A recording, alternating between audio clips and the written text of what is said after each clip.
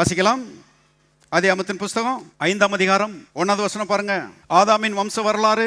தேவன் மனுஷனை சிருஷ்டித்த நாளிலே அவனை, எல்லாரும் சேர்ந்து வாசிங்க, தேவ சாயலாகவே உண்டாக்கினார். அவர்களை ஆணும் பெண்ணுமாக சிருஷ்டித்து அவர்களை ஆசீர்வதித்து அவர்களை சிருஷ்டித்த நாளிலே அவர்களுக்கு மனுஷர் என்று பெயரிட்டார். பாருங்க, இங்க எழுதப்பட்டிருக்கிறது, தேவன் மனுஷனை சிருஷ்டித்த நாளிலே அவனை தேவ சாயலாகவே உண்டாக்கினார். அதாவது மனுஷன் தேவனுடைய சாயலிலே உண்டாக்கப்பட்டான் என்று எழுதப்பட்டிருக்கிறது. மனுஷன் தான் விசேஷமான சிருஷ்டிப்பு என்பதை தெரிந்து கொள்ளுங்கள். உலகத்தில் பறவைகள் இருக்குது, மீன்கள் இருக்குது, மிருகங்கள் இருக்குது. ஆனால் எந்த சிருஷ்டிப்பும் மனுஷனுக்கு ஈடாகாது. மனுஷன்தான் தேவனுடைய பார்வையில் விலையேறப்பட்டவனாய் அவன் இருக்கிறான். பாருங்க, மனுஷனை கர்த்தர் அவருடைய சாயலில் உண்டாக்கினார் என்று எழுதப்பட்டிருக்கிறது.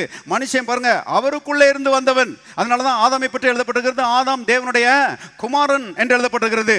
அவருடைய சாயலில் உருவாக்கப்பட்டவன், அவரை போலவே இருந்தான் என்று வேதத்தில் நம்ம பார்க்குறோம். உலகத்தில் இன்னைக்கு பாருங்க, ஒரு அப்பாவும் ஒரு மகனும் நடந்து போனாங்கன்னா மக்கள் அந்த 2 பேரையும் பார்த்து பேசுறதை கவனிச்சிருக்கிறீங்களா?